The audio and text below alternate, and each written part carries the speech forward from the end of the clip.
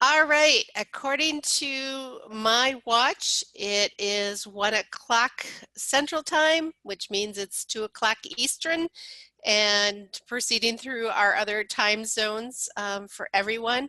So I want to be respectful of your professional time here, and I'll get this webinar going. Welcome everyone. This is Cheryl Scolas. I am the current chair of the Extension Disaster Education Network, or EDEN as so many of us refer to it. I want to thank you today for your time and joining this professional development webinar. The Professional Development Committee is working hard to get a series of these professional development webinars together to help reach out to the network and to help give updates and learning opportunities. So if you have a suggestion for a webinar, please feel free to contact our Professional Development Chair, Connie Burnham at Missouri, and Connie is on today. We will be following along with chat, so if you have questions, please feel free to go and chat, and we'll be monitoring for your questions today. At the end of the webinar, we do have an evaluation, so I will put that link into the chat box towards the end of the webinar. With that, I would like to get us going on the EDEN FADI proposal review and update, while Abby is going to be presenting the bulk of the webinar today. I would like to turn the webinar over now to Dr. Jason Henderson, the Associate Dean and Director of Purdue Extension, as well as Dr. Bo Ballou, who is the Director and Assistant Director of Extension Community Development with Purdue Extension. So I'm not sure, Dr. Henderson, Dr. Ballou, who's taken it over, but welcome, and the webinar is now yours. All right. And I'm assuming this is Dr. Henderson. Yeah, this is Dr. Henderson, and sorry for being late with technical difficulties here on our end. So I just wanted to say thanks for everybody participating, and sorry for the delay in time. Just excited to talk about the EDEN proposal. We're looking forward to interacting with everyone, moving this forward and delivering greater impact. I just want to start by just looking at the National EDEN team at Purdue. We have Bo Ballou, who's our Director for PCRD and Extension Community Development, Michael Wilcox, who's the Assistant Program Leader for Extension and Community Development. We have Abby Hostetler, who many of you have known for a long time as National EDEN Project Coordinator, and Cheyenne, who's our Marketing and Communications Coordinator. So that's the team that we have at Purdue. We look forward to having opportunities to interact with people as we go forward, and delivering even greater impact with EDEN compared to where it has been in the history, which has been a tremendous program, and we're just excited to be involved with it going forward.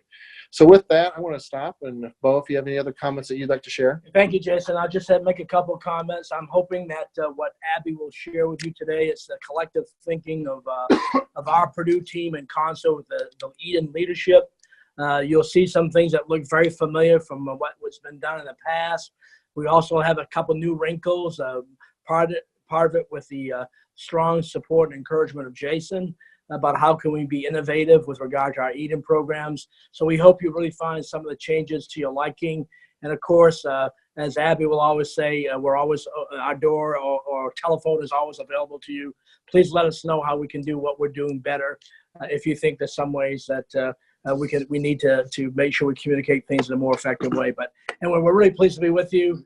Again, you'll find some really interesting wrinkles to what's been done in the past, and we hope you like it.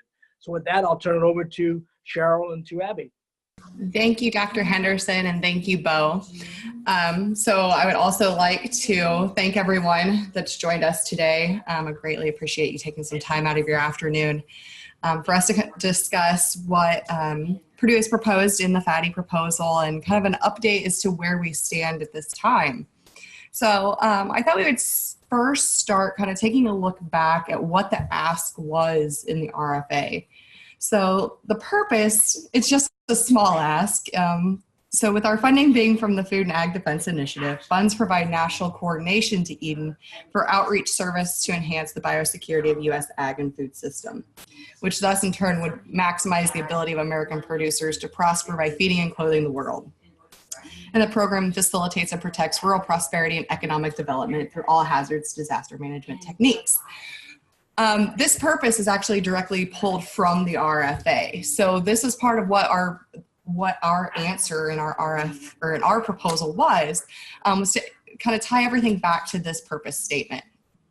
As we looked through the RFA, we identified the 5 tactical steps. So as we planned and organized our response, we wanted to really boil this down to the RFA into what we saw as those big asks. And what we considered were these 5 items. All seem a little bit lofty, but then when we actually boil them down, they're relatively simple asks.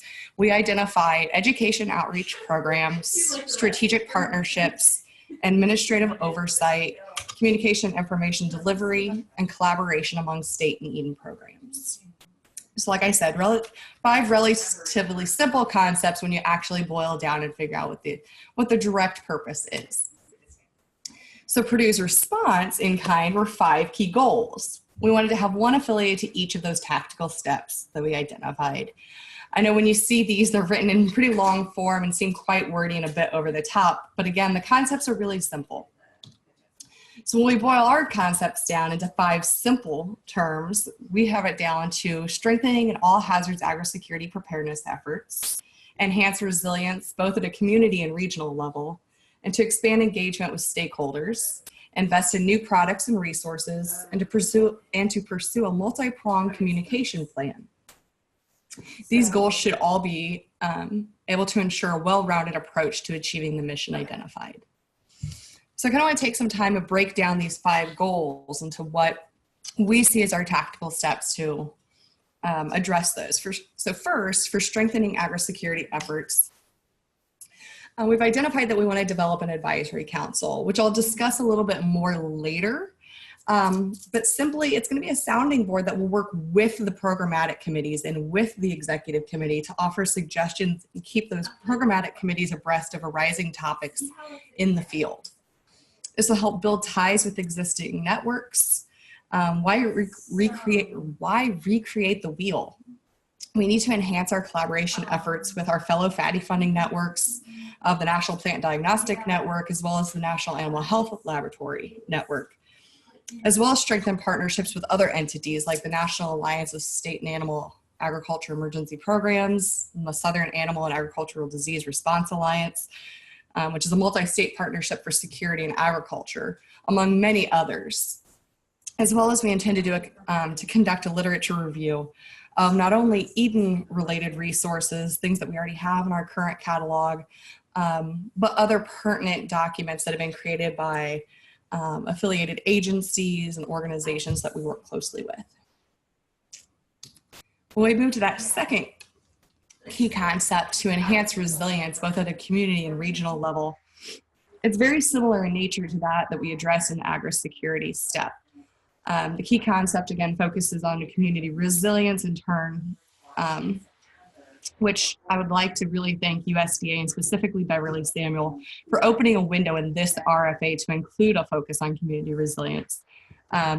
This is something that we can actually really emphasize, where in past years we've relied very heavy on the FADI mission of being very agricultural based. There was a lot more verbiage that opens up to be able to broaden the definition. And so that was really based on a lot of feedback of what was heard throughout the Eden network. And I really appreciate that USDA has implemented this into the RFA and then what we were able to respond to. So again, this concept has many items that are very similar to that agri-security initiative. Again, another advisory council that would be similar in nature to that of the agri-security group, another literature review to include existing Eden resources, recent and relevant documents from federal agencies, national organizations, other appropriate groups. Partnership growth. In order to leverage our FADI funds for the greatest impact, we need to work closely with our partners.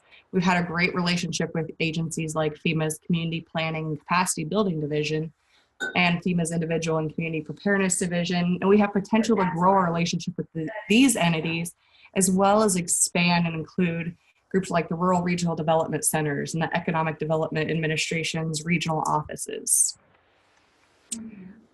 Another step to fulfill this goal is to work with the community development and professional development committees to coordinate national webinars targeted towards regional groups such as the economic development districts.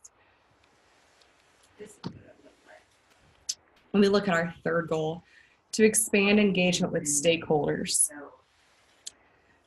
Our focus on stakeholder engagement is really a form of assessment, assessing what needs there are in our communities that we serve. So when we talk about listening sessions to conduct, on the community resilience side, we plan to have those conducted in late summer. And on the agri-security side, we're looking towards late fall, early winter.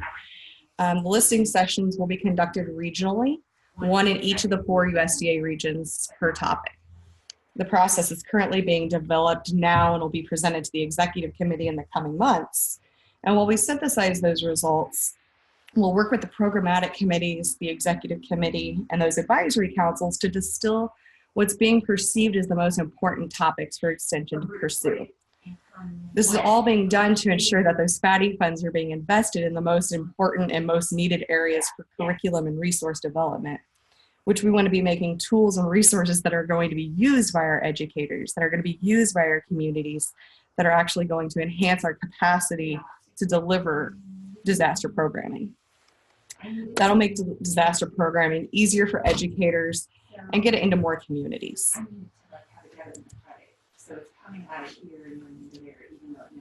One of the most exciting pieces to me is really in our fourth goal, in our fourth concept, which is this new grant, this mini grant process. It'll be a competitive grant program.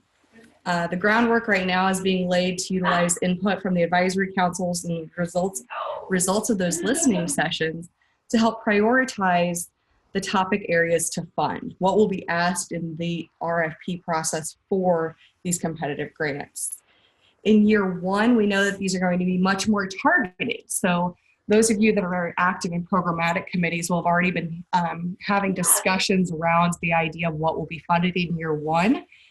We're looking for resources to update, revamp, or items just that have been those wish list items that we're ready to create. We've all just been looking for a little bit of funding to do that. So we really want to get some momentum going and get those invested in this year one. But in years 2 through 4, the monetary investment dramatically increases.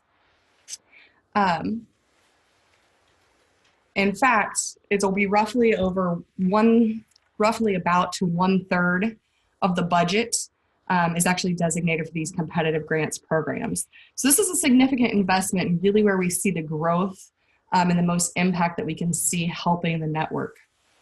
As many of you may remember, years ago, we had a much less formal process that was very similar to this. It was conducted through the agri-security POG. Well, this new process will actually allow for all program areas to apply for funding. The process will ensure that funding is without bias, as grant applications will undergo a peer review process and funded accordingly.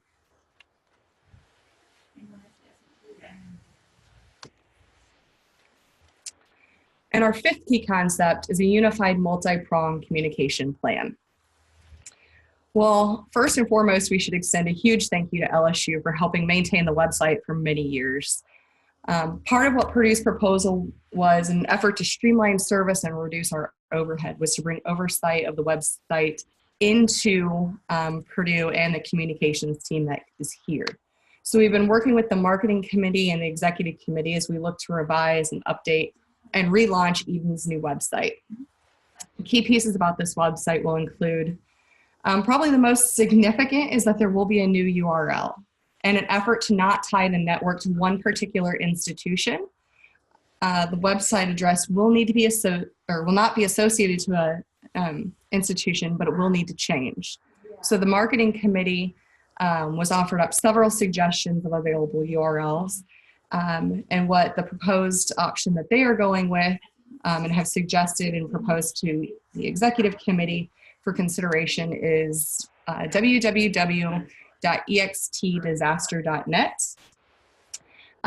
So Purdue does plan to work with LSU to get a redirect from our current website as this new one launches.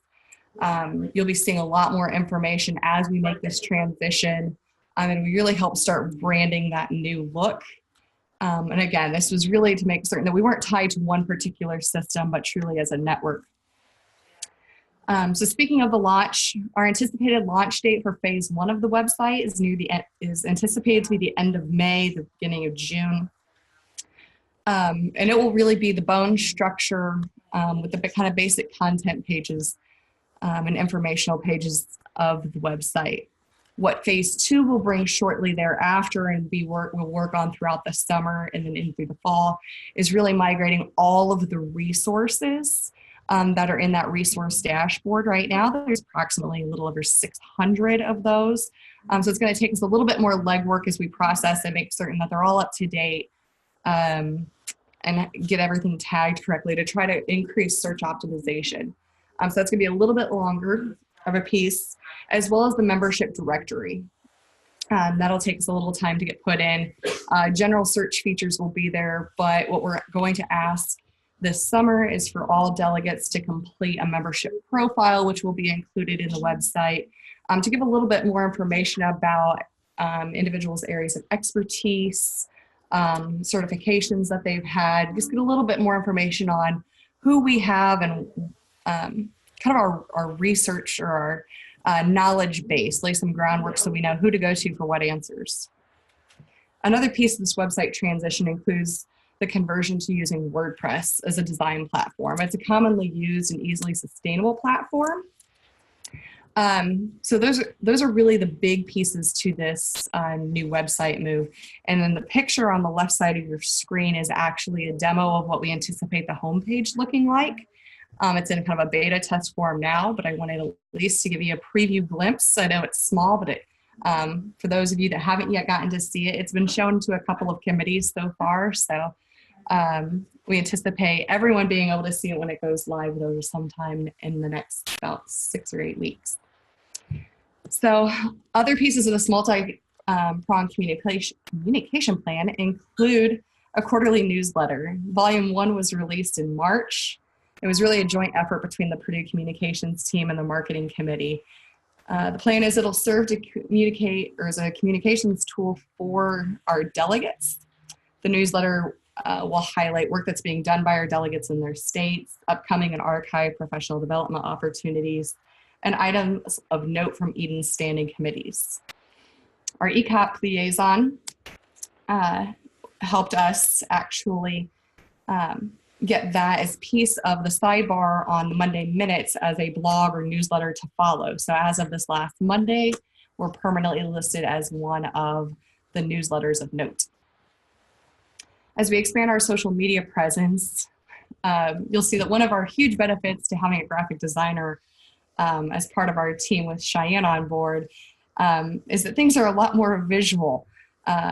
We've really increased our social media impact as things look a lot prettier. We've actually having specifically designed pieces for our social media, so we're not really relying on always on content that's created by others and just reposting or resharing. We're coming up with more original content. So that will only help us strengthen that presence. And the last piece is a clearly developed brand identity. In collaboration with the marketing committee, branding guidelines document is being developed. It'll include color palette, font selections, proper use of the Eden logo, things along those lines. It's kind of to bring it back into kind of a neat little package, I guess. Some of the new elements that are included in this Purdue Eden proposal are the listening sessions, further expanding our partnerships, the competitive grants program, and integrated communication and web support, utilizing that, bringing it all under one roof, excuse me. And a piece that I really didn't identify because it's not in one of our goals, but we have committed to it significantly in the proposal is stronger evaluation strategy and matrix. One of the pieces that we have proposed is that in years 2 and 4 of the grant cycle, there will be an external review done to look at all programs that have been developed under the grant as well as then an administrative review. And so those will be external, like I said, externally completed. However, this year we're working on setting up some baseline evaluation and metrics so that we can start collecting information. It's not something that we've necessarily always done in a very formal manner. We've been taking some very small steps over the years, but we're working very closely with the executive committee to figure out ways to measure what we're doing so that we can actually report it. We've been blessed to have the knowledge area 807 given to us. So we want to make certain that we're outlining things as easily as possible to get people to report their impact. So if we can collect stronger evaluations based on programs that are being done through Eden as the national network and disseminate that information back out to the individuals that are helping with those programs, it just it helps everyone in the long run. Some of the things that remain the same, communication support is still here at Purdue. You still have a strong communications team. You have not only is it the communications team, but the entire oversight. It was a hard hit losing Steve as our project director. It took me 3 additional people to kind of help replace him. So there were some big shoes to fill. Actually 4 people. So you now have 5 of us. There's 2 of us that are actually communications and background. Like I said earlier, the nice part is one is truly a visual communications and graphic designer. So things are looking a lot prettier and fancier, not just a wordsmith. So again, we're still here for any communication support and needs, assistance on projects. Again, the project coordination, oversight of subcontracts, things along those lines, reporting. That's still one of our big pieces that we intend to even expand on. Like I said, as we work on these evaluation pieces, is really reporting and helping share extensions message to USDA and beyond, and continuing our partnership fostering. It's one of the strong suits that we've had in the past years of building those relationships with other groups, and we still have that connection. So I kind of wanted to talk about some of the pieces that are currently underway and that you've maybe seen implemented. So in terms of that communications piece, we've really seen we've taken a lot of steps towards kind of achieving and making some check marks on that list. So as I showed you that there's the design concept for the website, it's currently in the process of being built by our contractor with the launch date, hopefully in 6 to 8 weeks. We saw the release of the newsletter a little over a month ago, and our social media growth. In terms of professional development enhancement, the monthly webinar series like this is one of the things that we are very committed to helping continue. So Purdue has offered logistical support to maintain this series. Means it's actually slightly easier for us to schedule and run, as we don't have to run through a third party to post on somebody else's calendar and time frame.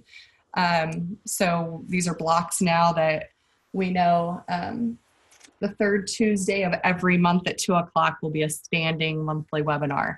And the professional development committee has been instrumental in helping get these on track and outlined. They have some really great things on the schedule throughout the rest of the year. So kind of mark your calendars for that. And the listening session protocols. There's been a lot of discussion had around these. The protocol is actually being written right now. But like I said, that'll go back to the executive committee and to the programmatic committees. We're doing these in collaboration with the programmatic committees as well as an agri-security coordination team. And that kind of brings me to our funding commitments. Like I've talked about, we do have funding committed to the website design and maintenance. It'll be a piece that we continue to fund throughout the 4-year duration, as well as this competitive grants process. And like I said, the competitive grants process in years 2 through 4 are very significant financial investments. And then the piece that's the agri-security coordination team. Purdue is actually subcontracted with the team out of University of Kentucky. It's a four-person team to help lead the agri-security coordination. So as subject matter experts, they're more suited to help us identify potential candidates for these advisory committees, help with the listening session and facilitating those conversations and helping us synthesize the results and figuring out priority areas. And so they're working very closely with the Ag and Natural Resources Committee as well. We're very committed to continuing to support the 1890 Advisory Council and their disaster programming advancement initiatives. So we are continuing to work with Prairie View A&M and the entire Advisory Council to continue that, as well as I said, the expansion of evaluation. So now I know there may be some heartburn items. The stressors of where change can be good and change can be somewhat terrifying. I know probably the biggest piece of this heartburn is really this advisory council concept. Now, you can see this is the proposed list of advisory members, and it's a bit lofty. We know that, but we had hopes that some people may wear dual hats. And I will admit up front that the name advisory council may be slightly off-putting. As we discussed a few weeks back with the Eden Executive Committee in the midwinter meeting, that the name was really chosen as there was a precedent set within Eden with the 1890 Advisory Council, but this isn't necessarily a sealed in stone name. So, and as well, many of us know that we utilize advisory councils throughout a lot of our work. So these are not intended to be councils with any authority other than to act as a sounding board and serve as a way to gauge what's currently affecting producers, communities, and families, and help keep Eden aware of potential topics on the horizon. They'll consist mostly of extension professionals representing all systems, as well as internal partner organizations and critical external partner organizations. But I really wanted everyone to be able to see kind of a concept of whom we had proposed would serve in these roles. So again, as Dr. Henderson and Bo both said, we want to make certain that everyone feels open to contacting us at any time. I'm going to leave this slide up while we do the Q&A, so everyone has access to all 5 of the team members' email addresses, and feel free to contact at any time. Most everyone also has our phone numbers. They can be found in the Eden directory at this time as well. But yeah, I'm open for questions at this point.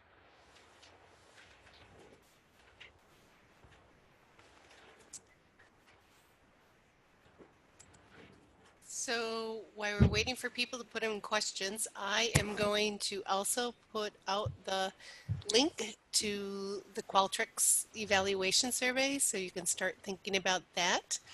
If you have a question, please feel free to type it into the chat box.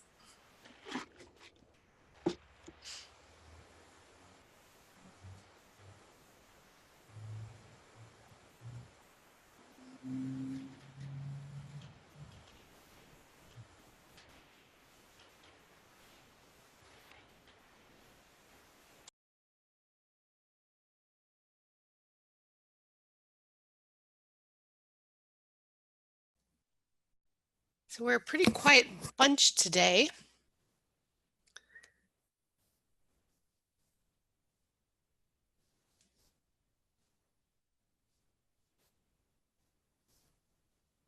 Okay, we have questions starting to come in here.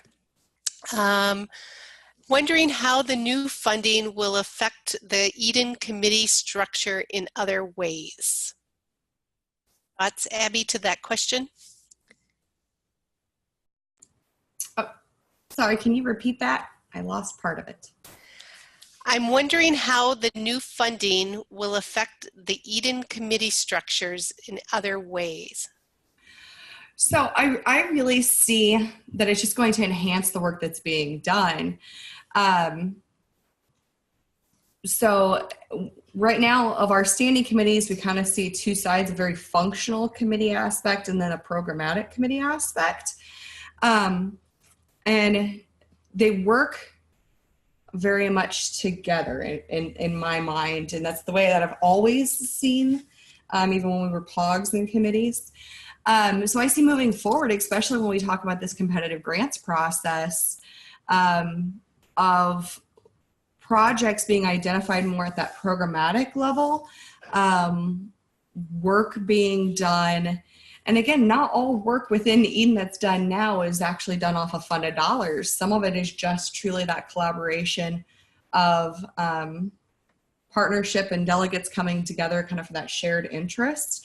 And I still seeing that being a very organic thing, and then helping and utilizing the help of those functioning committees, the marketing committee, the professional development committee, the exercise committee, then to distribute the resources that are developed. So in terms of the marketing piece of how can we get this information out? Are we utilizing kind of our best tools to get this in front of program leaders, or how do we package it best to get points of contact to help us share this information?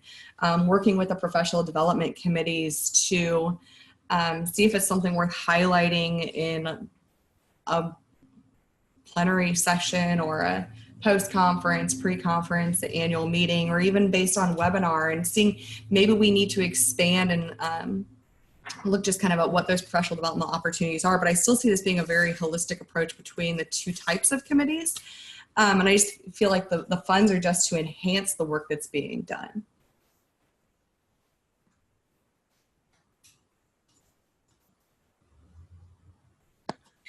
Hey, Abby, could I add something to that if you don't mind? This is Bo. Sure. Yeah, thank you, Abby. That's a great response. Let me just give you a couple of examples where we think it's actually going to continue to nurture a network relationship. As we think about this competitive funding, our hope is that as these opportunities look to create new curricula and other related resources, that it can help keep the network really on the cutting edge in terms of content. That we hope those products will be produced by a network of people across different states who have really important expertise that aligns with some of the priority areas that will be outlined in that annual competitive grants program. So we actually see this as a great opportunity to create even a stronger network of people who are really engaged in those topics of topical of priority areas that are being delineated every year. So we hope that's really going to be a plus as opposed to a negative.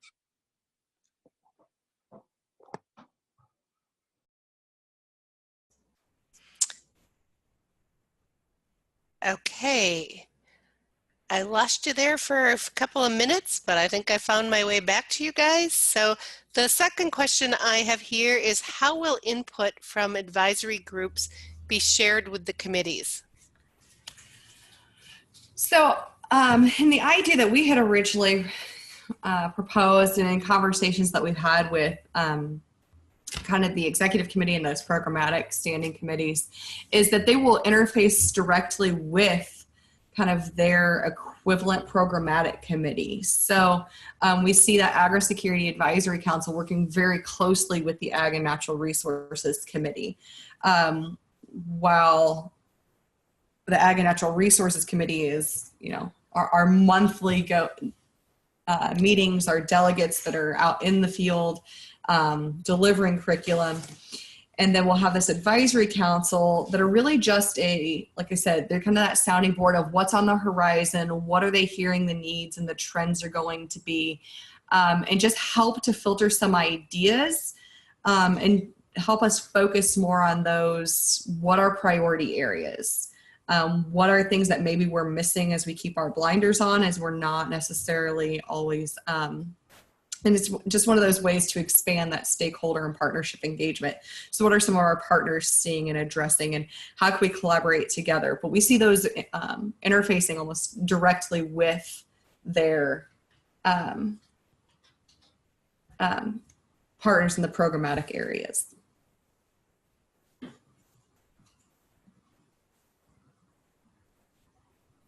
So the third question that came in was, All this sounds great, but what I'm not seeing is an effort to network among the states. The purpose of Eden, ideas, so related to how to bring that strength of the networking among states back into this more. I mean, I think we all truly have believed, and we all drank the Kool-Aid early on, that we know the strength is within the network and it's within those delegates and the relationships that we have in that shared knowledge base. So again, that's where I see the benefit in where these funds can only go to enhance what's being done. So ideally, as we go through this competitive grants process, they're not going to be necessarily single institution projects. Working in multi-state collaboration efforts helps that sharing of resources, helps with the piloting to get different perceptions of how a program is going or resources are being implemented. We really want that collaborative nature. And of course, we'll still rely on that on our annual meeting, of course, as being that prime opportunity for us to engage in that one-on-one contact with our other state partners. But we're really open to suggestions of how we can encourage more interaction among states and regions. I know it's been discussed often over the years of how do we kind of help enhance that collaboration, but I really see the competitive grants process as being one of those pieces where that's really a feasible ask, and then the sharing of those resources through the network only enhances that sharing among states and that knowledge base shared among states. So Abby, this is Jason. I want to add a couple of things. I think in talking about building the network, one of the things that we're excited about is our listening sessions that we're going to be having. That allows us to retouch and touch base again with our stakeholders and to talk about what are the different aspects that are needed out there, kind of doing that needs assessment that we'll be able to do. So that will help strengthen our networking with our stakeholders on that framework as well. And the other thing is that when you do these grant programs, it's really, I'm an economist by background. So when you do these grant programs, that's driving incentives. And I think with the grant programs, it allows, if you think about the networks of people or participants across states to come together and to fund networks and project development as part of it in terms of building capacity on different things, not only just in terms of creating curriculum, but those other aspects as well. So I think that in terms of the design of where it is to support networks, it might do it in a little bit different way, but there's going to be increasing support in terms of the stakeholder development through formal listening sessions to do needs assessments, and then to design the grant programs in order to address those needs and help build teams and build networks across states.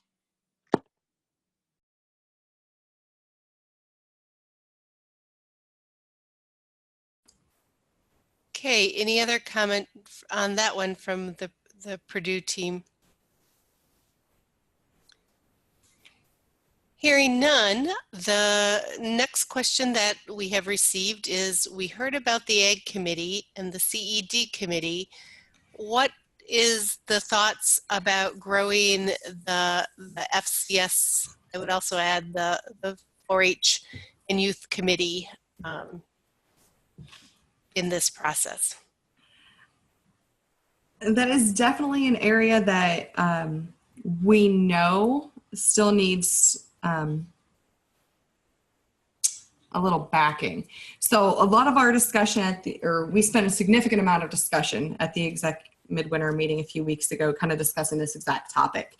Like I said, it was the first time that we had truly seen community resilience written in to the RFA, because those FADI funds really are tagged for agriculture. That was a huge window for us. So it's really opened up an opportunity, but as we have discussions, we still keep seeing where FCS and 4-H both still play a huge role into community vitality. And so we really want to get those engaged, and we really see how they still tie into that community resilience piece. It's kind of a broad term. I mean, because we're a center that kind of focuses on community development, it was very easy for us to make that tie, but we still see where our partnerships with FCS or HHS and 4-H only strengthen a community. So there's a lot of opportunities still kind of in that big lump sector where we've kind of put the 3 program areas together. But it's definitely an area where we've had a lot of discussion, and it's one of those pieces where we discuss maybe there's a possibility of leveraging funds to help us enhance work outside of just these FADI funds that can help us grow the capacity in those 2 program areas as well. But I still see them tying very closely into what's being proposed with the community resilience.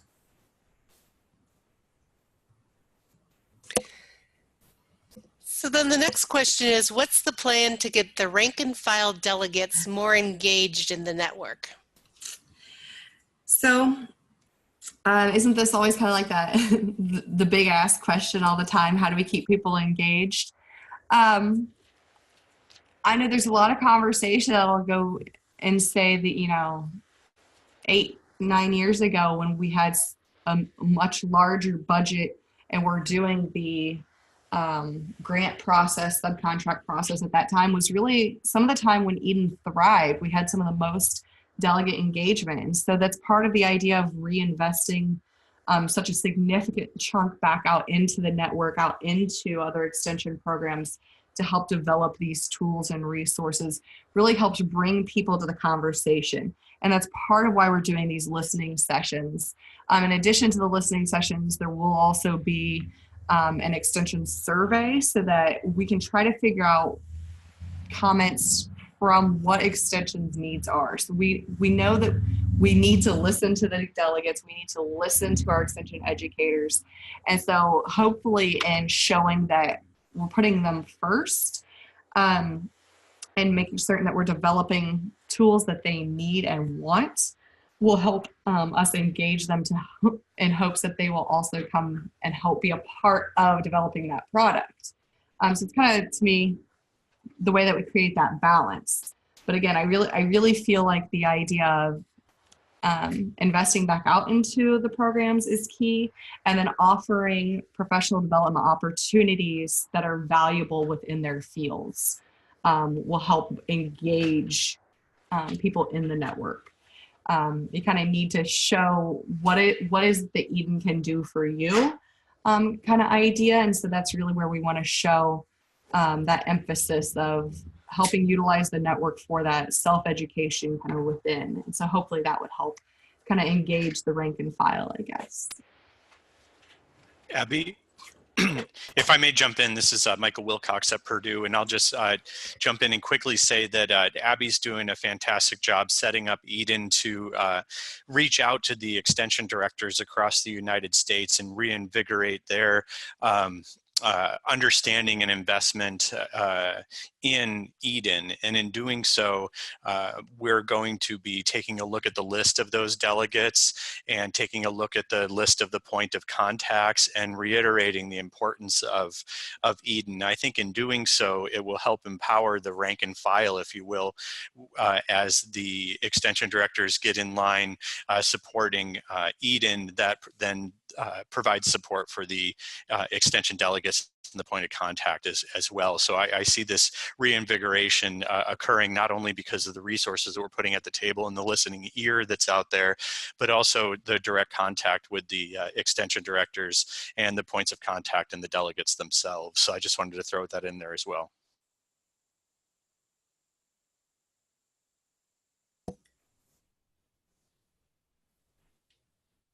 Okay, I am kind of through the list of questions here. And I would just remind everybody that, we are the network, and a number of us from the executive committee are on this webinar today. So you can always bring ideas or thoughts to the Eden Executive Committee as we work through this.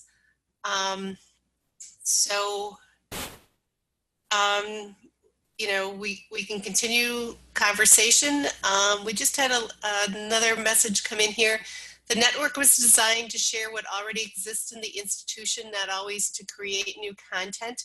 How can we share information without emails flying and POCs having to keep another database? Any thoughts to how we can share information without emails flying and POCs having to keep another database? So this kind of goes towards that website transition piece that we've been discussing. And so there's going to be multiple touch points to that website that I really think may help with some of this. I know that there's a lot of value seen in that resource dashboard, but for points of contact, it can also be a huge headache. Cataloging individual resources, and that's not even just a point of contact piece, that's delegates as a whole. I mean, that's open to all delegates to input their resources into that database. But at the same time, the question is right that cataloging in a dozen different places can be very cumbersome. So one of the pieces is that each institution will kind of have a membership page where we'll be able to highlight back to that extension system's website. So that's going to take some legwork, and we'll be having some conversations, I think, with the points of contact saying, okay, do you actually have a state, quote unquote, state Eden page?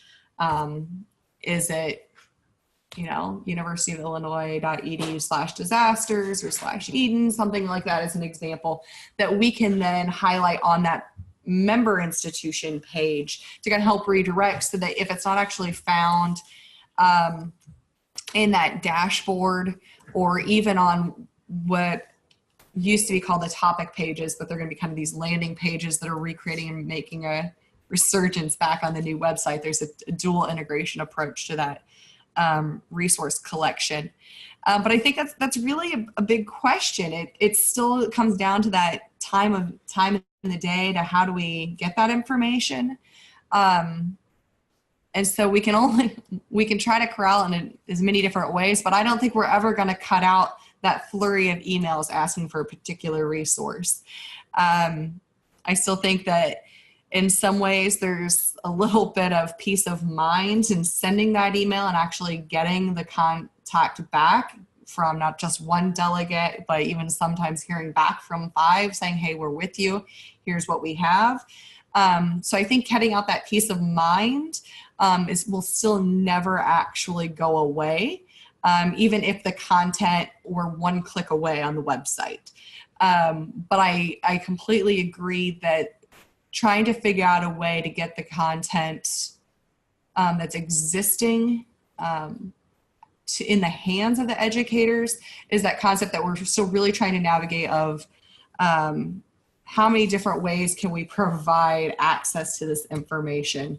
But there's really no such bot to create a crawler through all extensions websites to pull all of their disaster information into that the national Eden website.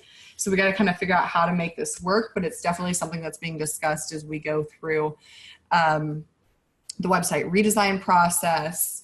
I think there's a committee in place kind of looking again at that review structure of what kind of things do we put in the system.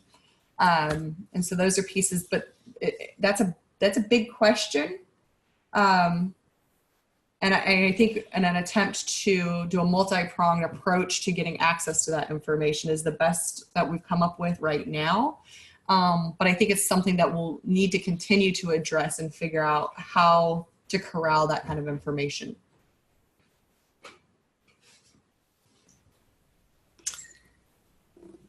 Okay, any last comments from anyone there on the Purdue team? Before Dr. Henderson and Bo chime in, I feel like they're going to say it. But I, again, appreciate everyone's time in joining us. If you have any questions that come up that you think of after the fact, please don't hesitate to email any one of us, any one of our 5, any of the executive committee. We're happy to discuss and answer questions. You feel free to call us, email, get in contact. But again, just thank you for taking time out of your afternoon this afternoon to talk with us. Yep. No, this is Jason Henderson. I'm just excited about this project going forward. I think for us is to create an extension network, education network where people can have resources at their fingertips. And a lot of it too is driving new innovations in this space. A lot of it is that if we continue to innovate and be viewed as cutting edge, people will continue to view us as being relevant to what we deliver, and not something that's dated and institutionalized. And so I just really appreciate all that everybody does to think about how can we deliver broader impact, how can we reach new people in different ways, because the technology and the communication and how people interact with each other is so different today than what it is even 2 years ago. So just to appreciate everybody willing to work with us, thinking about how we can do our listening sessions to build our network, to understand needs going forward, and then building new ways and new connections in order to meet those needs. So just really appreciate everybody's partnership and cooperation. All I want to say is thank you. I want to first of all say Beverly Samuel at NIFA, thank you for your national leadership. Cheryl, thank you to the Eden Executive Committee and to all the program committees. You've provided us a lot of input on how we can do what we're trying to do better. And of course, I personally want to thank Abby. Abby's been the glue that's really helped us really get this program off the ground and helping really guide Michael and myself in a program that we're becoming increasingly familiar with. But again, we really appreciate any feedback you can provide to us. So Abby really has been a great conduit for keeping us better informed about how we can do what we're trying to do better. So appreciate being part of the webinar today. So to Jason, Bo, Michael, Abby, Cheyenne, thank you very much for sharing your work plan, for taking the challenge of submitting and going in on the competition for that grant last year. That's always an important part when those grant opportunities come, and especially in the network setting that we have. A couple of reminders. In the chat box, I have shared the link to the Altered survey a couple of times. Before you jump off here, if you could select that link and complete that survey and give some feedback, that would be wonderful. And then also another reminder that next Wednesday, April 24th at 2 p.m., Beverly Samuel, who is our Eden NIFA liaison, will be going over the special needs RFA, which really can help some of our different network members create some needed resources for their state, and also to the benefit of the network or to work together on resources. So please plan to join that next webinar Wednesday, April 24th, 2 p.m. Eastern Time, and watch for that upcoming announcement. With that, once again, on behalf of the Eden Executive Committee, I thank you all for your participation today, and we look forward to continuing on with these professional development opportunities. Have a great day, everyone.